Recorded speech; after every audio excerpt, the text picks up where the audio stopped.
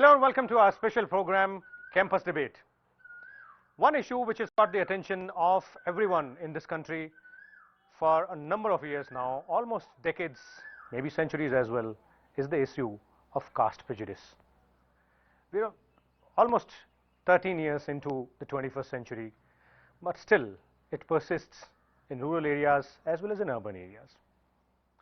We have with us a bunch of very enthusiastic and young students from the Indian Institute of Journalism and New Media in Bengaluru, and we'll go ahead and have a discussion with them as to what does the youth think about this particular topic of caste prejudice.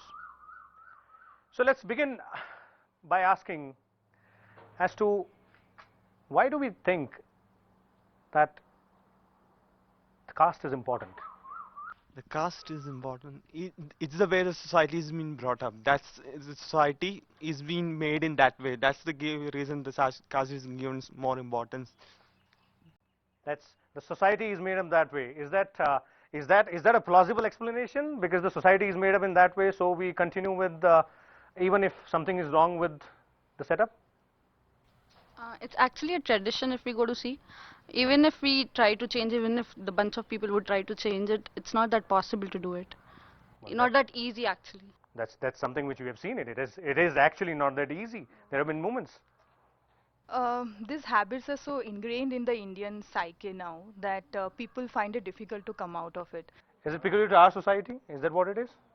I don't think so, because this so-called caste system, it's always there in Europe and America. Because in other form, it's called a slavery system. I mean, we can find a different version of caste system in so here. It does exist. Yes. Elsewhere as well. Yeah, it does exist. I mean, there's this country called Rwanda, which had two different sects, and there were a lot of fighting between those two sects.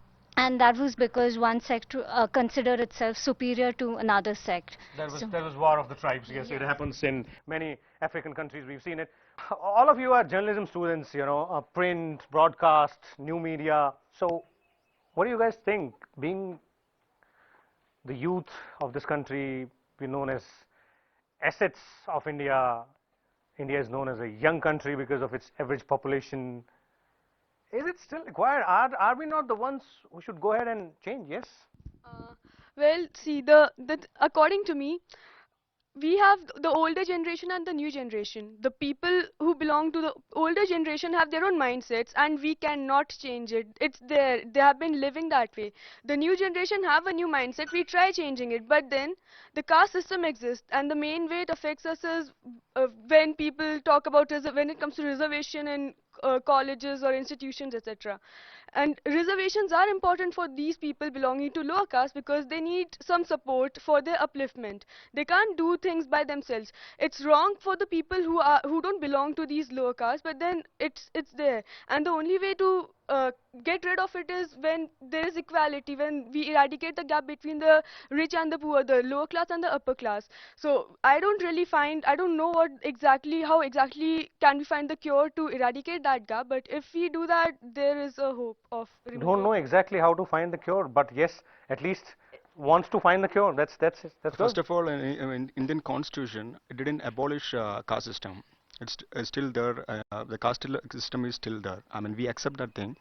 First of all, we had to amend the constitution, and we had to abolish caste system, and we had to take out all these surnames. First of all, that we had to come from the family only. That's happening, and there are laws. In fact, we have an SC/ST Act, which is very stringent act. It has got several sections which deal with all kind of atrocities being committed against the lower castes, calling them names or whichever way it is. So that way it is, the steps are being taken. There was reservation, as she mentioned. There has been reservation which has been given. But what about us? But it's not been abolished. First of all, we had to abolish that. We had to remove the surnames, whatever we are carrying.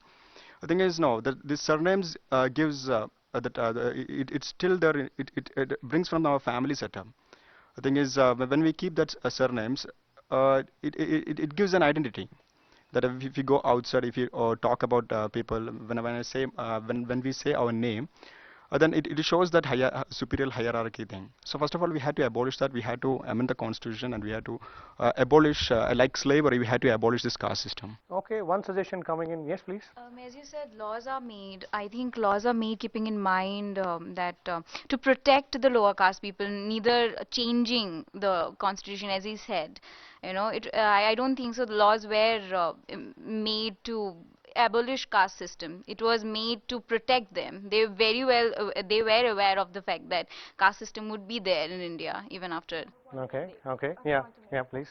If there is a caste system, accepted. Laws are made for the scheduled caste and scheduled tribes and other backward classes, accepted. But then, right now, it's been over 63 years of independence, and these classes have risen. There is another layer come up down below it.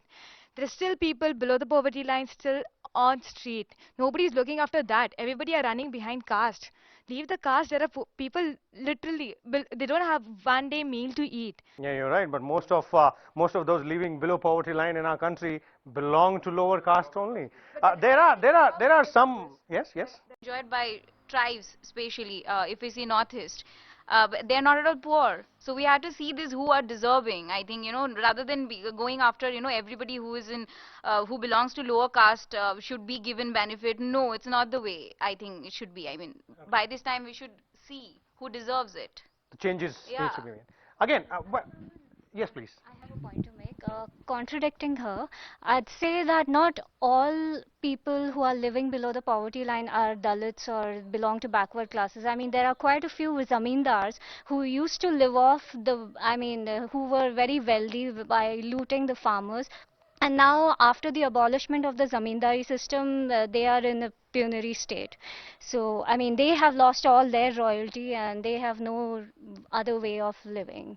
That brings us to a very important thing which I have been trying to raise since I threw the house open, and which she also mentioned just a short while back.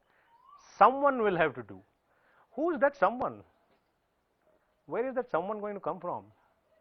Are we going to wait for the government again to make some laws, and then, as my friend said out there, the laws have been made to protect them, not to abolish? Another view coming in that it has to be abolished. But who is going to do it?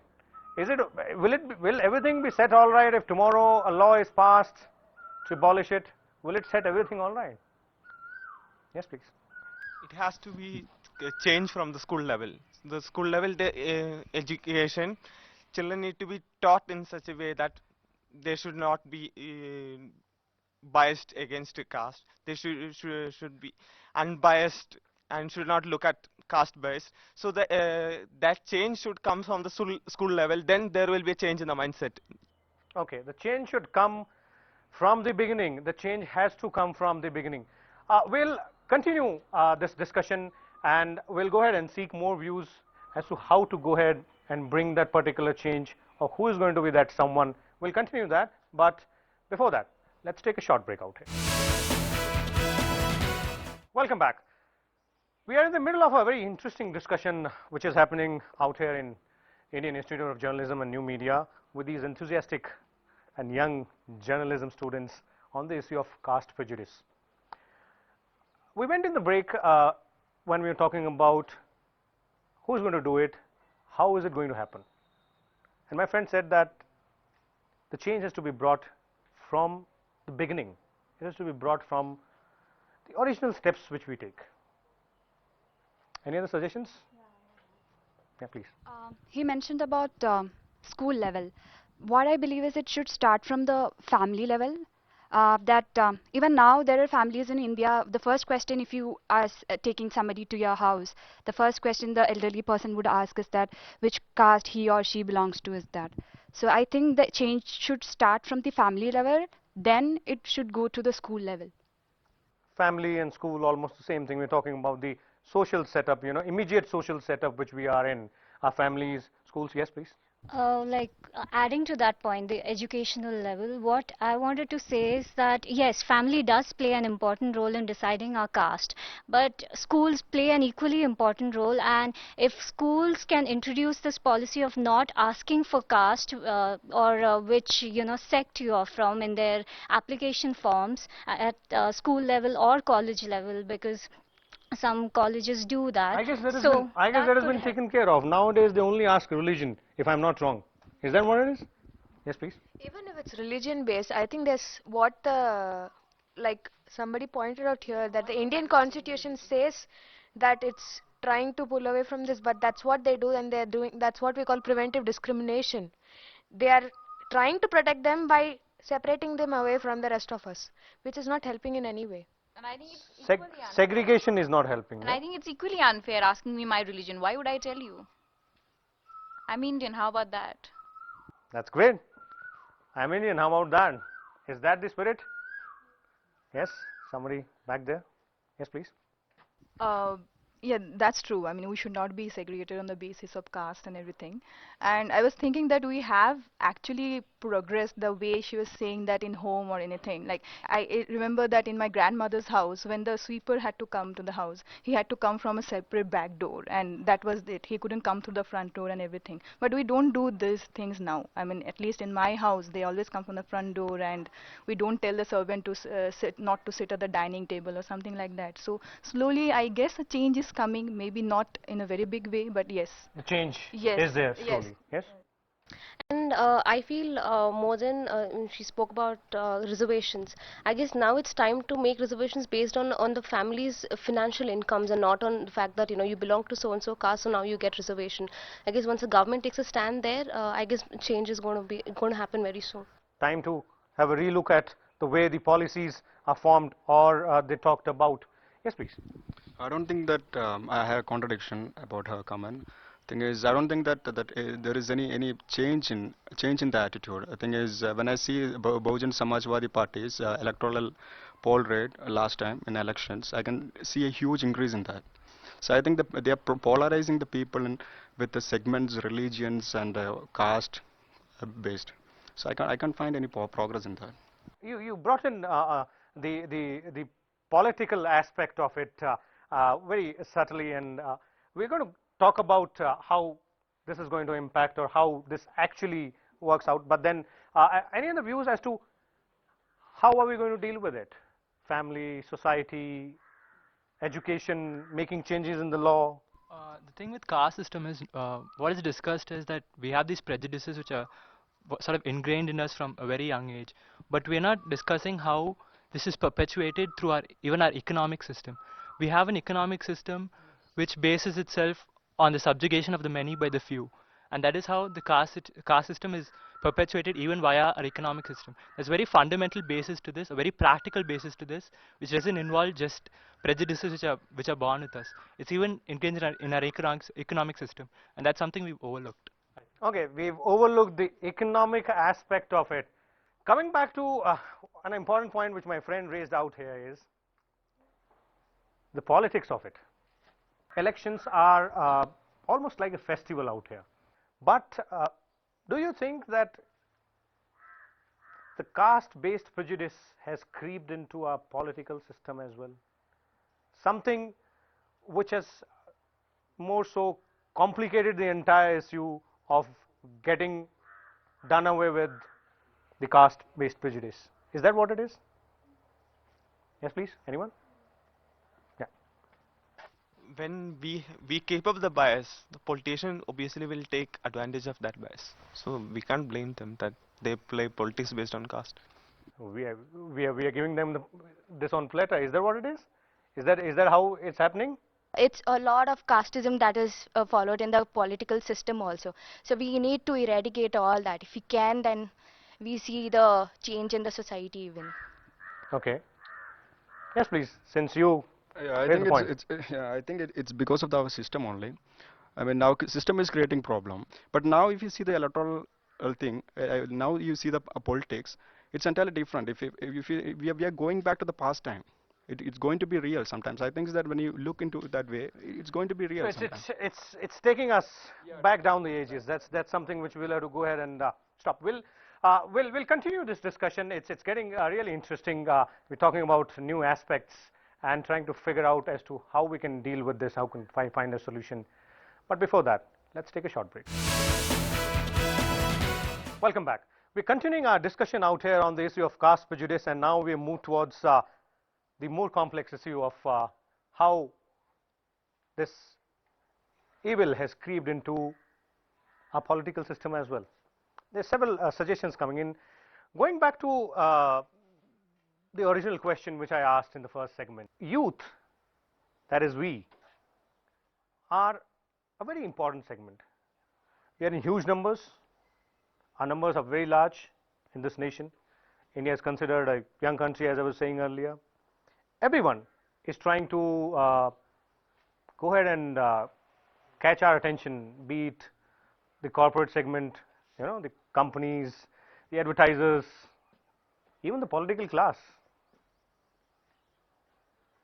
Very important segment. We are eligible to vote. There seems to be some heads shaking in no. Yes.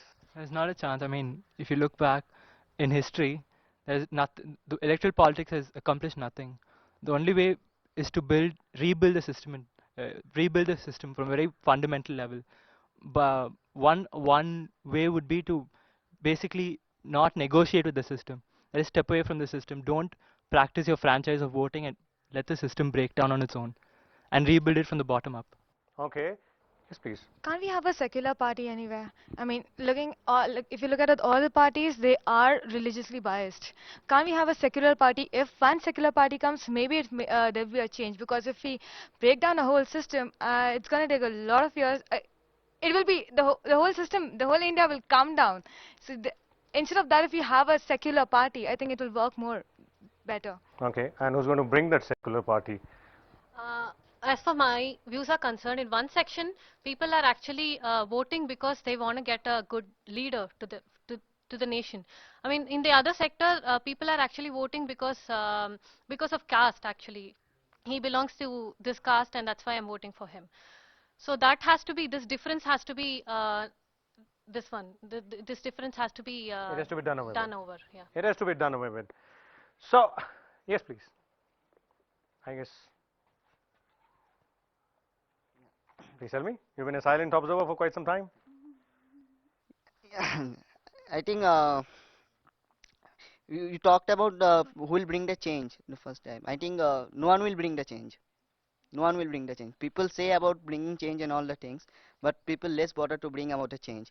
Like last time, what happened regarding the caste system when a Dalit died in UP, lots of things have been written about each and every newspaper that caste system, we have to eradicate caste system and all the things. After 2 days, it's just wiped away.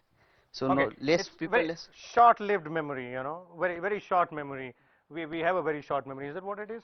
Yes, please. Today, I think people know whom they are voting. It's not people know that people, they don't care if I'm from a higher caste or not. If I'm not doing a right job, they won't vote me. So I think and it's mixed with if you are doing financially well, and if I have some contacts, I can be a politician. So the voter has become intelligent with time, but so has the politicians. 50% of the, if we don't vote, coming to that's one thing. If we don't vote, 50% of the politicians are corrupt with criminal records. If majority of us don't go for vote, these politicians will come into power. So we should go to vote, and we should change the system, being in the system rather than being outside the system. Okay, exactly. We will have to be in the system. That's what he says. Yes, please. We are participating in our electoral system. Nothing has changed. So that's just proof that it's not working. But one more thing, caste. I think it's oversimplifying the issue when we say people vote just on caste, based on caste. What happens is that there is no viable alternative to a politician, to a proper, truthful politician who's working for the people. There is no such politician who exists in India. So that's why people are forced to go back and say, okay, I'll vote based on caste. Okay. Who differs? Yes. Yes. I don't agree with my friend and that voters have become intelligent and stuff, we still are a very poor country. And there are every time in election, every year, not every year, 5 years down the line, politicians pay money. Literally, they go and they give money to people and ask them to vote. Not money directly, then clothes or in some other way. So I really don't think so that, people do think, they just do it for the sake of doing it. Okay, well, I thought so that there has been a slight increase in the level of intelligence on both sides, not only in voters, in politicians as well. We have been given the opportunity of saying no vote, but then nobody is counting that no vote. If there's a lot of no vote against a party, I think that party should kept aside from election. They shouldn't let to stand over it. You got my point. What I'm trying to say. Yeah. If you're given an opportunity to give a no vote, it should be recognized. It should be given importance. Okay, great. So basically, if we are looking at it that way, is some of us believe that participating in the electoral system is something which might go ahead and change things. It's a huge country, a very huge population, large number of young people. Things are not going to change overnight. It's going to take a little time. But there are some, like my friend out there, who believes that since things have not changed in the past six and a half decades or so, things might not change further as well. Is that what it is? Okay. No, I don't believe that it won't change. There will be change, but I guess we just have to change the mindset of the people. I mean, that's a Herculean task, but look at us. We have stopped believing in the caste system, and we genuinely think that the caste system does not matter anymore. If we raise our future generations with that mentality, there will be a change. There will be a change. Is that one? Yes, please.